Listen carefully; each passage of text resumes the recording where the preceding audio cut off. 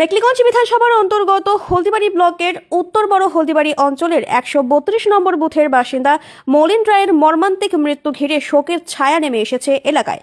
জানা গিয়েছে 2002 সালে ভোটার তালিকায় নাম না থাকার বিষয়কে কেন্দ্র করে সম্প্রতি এসআইআর নোটিশ পান তিনি।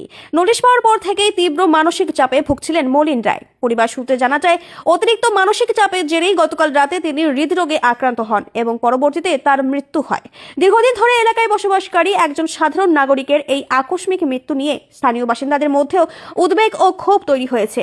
আজ তার বাড়িতে এসে প্রয়াত মলিন রায়কে শ্রদ্ধা জানান মেকলিগঞ্জ বিধানসভার বিধায়ক পরেশ চন্দ্র অধিকারী। তিনি শোকাহত পরিবারের সঙ্গে কথা বলেন এবং এই দুঃসময়ে তাদের পাশে থাকার আশ্বাস দেন। পাশাপাশি পরিবারের প্রতি গভীর সমবেদনা জ্ঞাপন করেন। যদিও চিকিৎসকদের প্রাথমিক মত অনুযায়ী মলিন রায়ের মৃত্যু হৃদরোগে হয়েছে, তবুও এই ঘটনাকে কেন্দ্র করে বিভিন্ন মহল থেকে বিষয়টিকে রাজনৈতিক রং দেওয়ার চেষ্টা করা হচ্ছে বলে অভিযোগ উঠেছে বিরোধী শিবিরের পক্ষ থেকে। তাদের দাবি, একটি স্বাভাবিক চিকিৎসাজনিত মৃত্যুকে অযথা রাজনৈতিক বিতর্কের সঙ্গে জুড়ে দেওয়া হচ্ছে। এই নিয়ে এলাকায় ভিন্ন মত তৈরি হলেও প্রশাসনের তরফে এখনো পর্যন্ত মৃত্যুর কারণ নিয়ে কোনো চূড়ান্ত বা রাজনৈতিক মন্তব্য করা হয়নি। ঘটনাটা অত্যন্ত মর্মান্তিক। মলিন রায়ের বয়স ছিল 56 বছর মতো। কয়েকদিন থেকে পরিবারের লোকের সাথে কথা বলে যেটা বুঝলাম, তার বাড়ির একটা সিকিউরিটির ব্যাপার ছিল, আর এসআইআর নোটিশ পাওয়ার পরে সে অফিসে যায়। তার কাস্ট সার্টিফিকেট আর অন্য কাগজপত্র বলতে দুটি কাগজপত্র ছিল, একটা আধার কার্ড আর একটা কাস্ট সার্টিফিকেট, এই দুটোই দেখায়। কিন্তু তারপর থেকে তাকে চিন্তায় আক্রান্ত হয়, তো মানসিকভাবে সে বিধ্বস্ত হয় যে কী হবে। গতকাল এখানে গোডাউনে সে কাজও করেছিল, এদের কথা অনুযায়ী আমরা শুনলাম, কিন্তু ভোরের দিকে সে হৃদরোগে আক্রান্ত হল। এখান থেকে হলদিবাড়ি হাসপাতাল নিয়ে যায়, তারপরে আমাদের জলপাইগুড়িতে তাকে শিফট করা হয়। 10:30টার দিকে সে আমাদের হৃদরোগে ত্যাগ করা হয়, হৃদরোগে আক্রান্তই মারা যায়।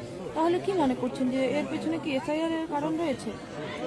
এসআইআর এর কারণ তো বটেই, কেন যে এখন তো যারাই নোটিশ পাচ্ছে তারাই সুস্থ লোকও তারাও অসুস্থ হয়ে পড়ছে, চিন্তায় যে কী হবে, আমাকে কি আবার এখান থেকে আমার নাগরিকত্ব থেকে চলে যাবে, যে কথা শোনা যাচ্ছে আমার এখান থেকে কি আমাকে তাড়িয়ে দেবে, যে আমি কি সমস্ত জিনিস থেকে সরকারি যে সুযোগ সুবিধা সেগুলি থেকে বঞ্চিত হব, এইসব নানান চিন্তাভাবনার মধ্যেই এই হৃদরোগে আক্রান্ত হয়েছে।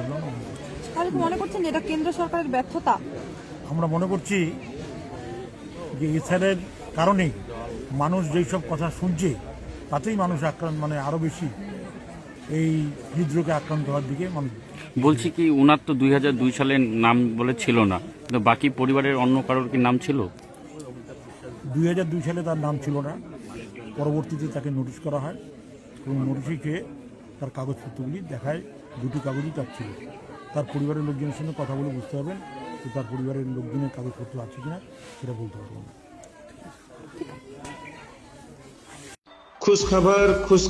खुशखबर।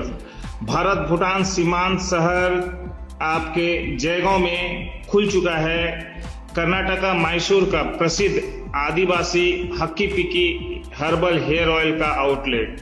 आप किसी भी प्रकार के बालों की समस्या हो, बाल झड़ना, बाल ना बढ़ना, बालों की लंबाई इत्यादि संबंधी समस्याओं को लेकर आप शीघ्र ही संपर्क करें। हमारा पता है आदिवासी हक्की पक्की हर्बल हेयर ऑयल सेंटर, अनमोल होटल बिल्डिंग, जयसवाल मेडिकल का ग्राउंड फ्लोर, अग्रेशन रोड यानी लिंक रोड, भूटान गेट के नजदीक, जयगांव।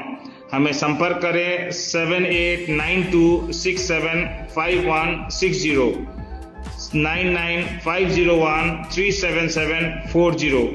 धन्यवाद।